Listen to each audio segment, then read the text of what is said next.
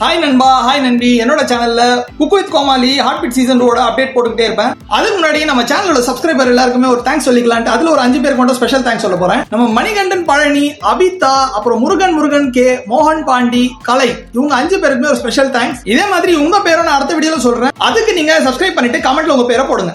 இப்போ நம்ம 12வது எபிசோட் பார்க்கலாம். எடுத்தவனே நம்ம ரீனாவும் அந்த ஹவுஸ் ஓனர் ஆண்டியும் சூப்பர் மார்க்கெட்டுக்குள்ள போறாங்க.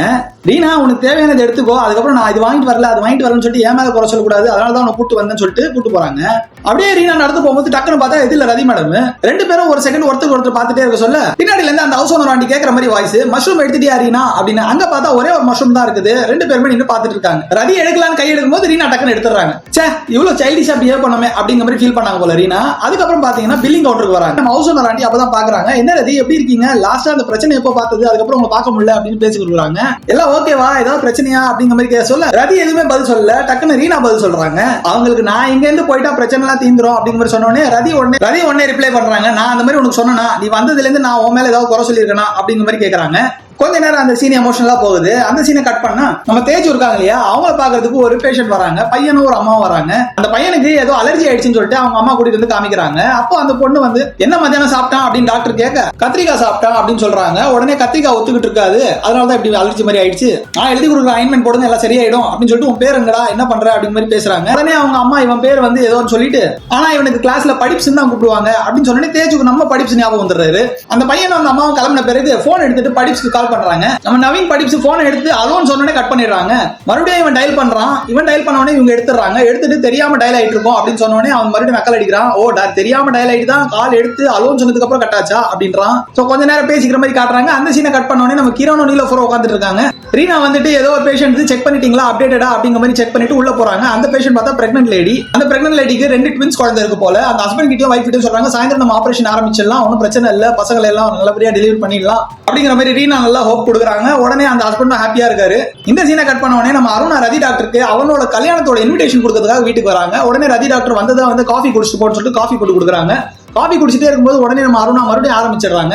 ஹாஸ்பிட்டல்ல முன்ன மாதிரி இல்ல மேடம், நீங்க வந்தீங்கன்னா நல்லா இருக்கும், நீங்க வரதுக்கு ட்ரை பண்ணுங்க அப்படிங்கிற மாதிரி கொஞ்சம் புஷ் பண்றாங்க. உடனே நம்ம ரதி என்ன சொல்றாங்க, இப்போதைக்கு என் ஃபேமிலி கூட நான் இருக்கிறதா எனக்கு இம்பார்ட்டன்ட், நான் பிரேக்ல இருக்கிறதா எனக்கு இம்பார்ட்டன்ட் அப்படின்னு சொல்லிட்டு இருக்கும்போது அவரோட ஹஸ்பண்ட் வந்து எட்டி பாத்துறாரு. சைட்ல நின்று ஒத்து கேட்டுக்கிறாரு. அப்பதான் கரெக்டா நம்ம ரதி மேடம் எனக்கு என் ஃபேமிலி தான் இம்பார்ட்டன்ட் அப்படிங்கிற மாதிரி டயலாக் சொல்லிடுறாங்க. அந்த சீனை கட் பண்ணா நம்ம மதன் உட்காந்து ஃபீல் பண்ணிட்டு இருக்கான் சோஃபால. அவன் வைஃப் வந்துட்டு ஏன் ஃபீல் பண்றீங்க, என்ன ஆச்சு அப்படின்னு கேட்க அவனோட வைஃப் வந்துட்டு என்ன ஆச்சு ஏங்க ஃபீல் பண்ணிட்டு இருக்கீங்க அப்படின்னு கேட்க என்கிட்ட ஒண்ணுமே இல்ல, என்கிட்ட அந்த லோன் எல்லாமே வந்து அர்ஜுன் அடைச்சிட்டான், இப்போ நான் வேலைக்கு என்ன பண்றது, எப்படி என்னோட நீங்க இது பண்றது அப்படிங்கிற மாதிரி பேசுறான். உடனே அவன் வைஃப் என்ன சொல்றான், மறுபடியும் நீங்க போயிட்டு ஆர்கே ஹாஸ்பிட்டல்ல ஜாயின் பண்ணிக்கோங்க, அர்ஜுன் கிட்ட கேட்டு பாருங்க அப்படின்னு சொல்றான். இல்ல நான் ஆல்ரெடி ரொம்ப கெடுதல் பண்ணிருக்கேன் அந்த ஹாஸ்பிட்டலுக்கு, என்ன எப்படி சேர்த்துக்குவாங்க அப்படின்னா இல்ல நீங்க கேட்டு பாருங்க அப்படின்னு சொல்லிட்டு கொஞ்சம் மைண்ட் வாஷ் பண்ணிட்டு போயிடுறான். உடனே அவன் தம்பி தான் இல்லையா நவீன் படிப்ஸ், அவனுக்கு கால் பண்றான். கால் பண்ணிட்டு நான் இந்த மாதிரி வரலான்னு யோசிக்கிறேன்டா அப்படின்னு சொன்னா அவன் டென்ஷன் ஆயிடுறான். நீ பண்ணதெல்லாம் போதும், நீ வரணும்லாம் யோசிச்சு பார்க்காத அப்படின்னு சொல்லிட்டு திட்டுறான். நீ வர நீங்க யாருக்காவது தெரிஞ்சதுன்னா அவ்வளவுதான் பெரிய பிரச்சனை ஆயிடும், நீ வெயிட் போகணும்னு சொல்லிட்டு கட் பண்ணிடுறான்.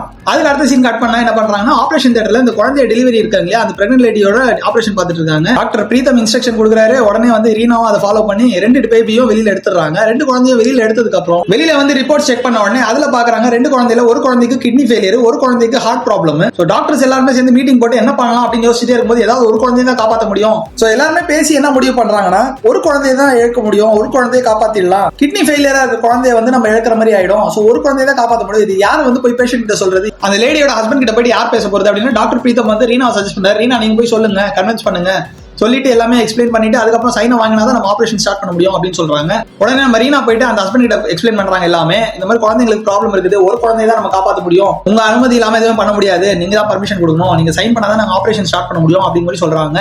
வேற வழி இல்லாம அவரும் அழுதுகிட்டே ஓகே அப்படின்னு சொல்றாரு. அதுக்கப்புறம் கட் பண்ண மறுபடியும் மீட்டிங் ரூம்ல எல்லாருமே நின்று பேசிக்கிறாங்க. அந்த டைம்ல என்னன்னா இது ஆபரேஷன் பண்றது உடனே யாராலையும் பண்ண முடியாது, நம்ம ஹாஸ்பிட்டல்ல இருக்கிற டாக்டர்ஸ் அந்த இதுல எக்ஸ்பீரியன்ஸ் யாருமே இல்ல அப்படின்னு டாக்டர் பிரீத்தம் சொல்றாங்க. உடனே டாக்டர் பிரீத்தம் என்ன சொல்றாரு, ஓகே நான் என்னோட எக்ஸ்பீரியன்ஸ்ல இருக்கிற வெளியில இருந்து நான் யாராவது அவுட் சோர்ஸ் பண்றேன், நான் ட்ரை பண்றேன், எனக்கு நிறைய பேர் தெரியும் அப்படின்றாரு. உடனே குணா சொல்றான் அவங்க எல்லாம் வந்து பண்றதுக்குள்ள எங்க டைம் இல்ல.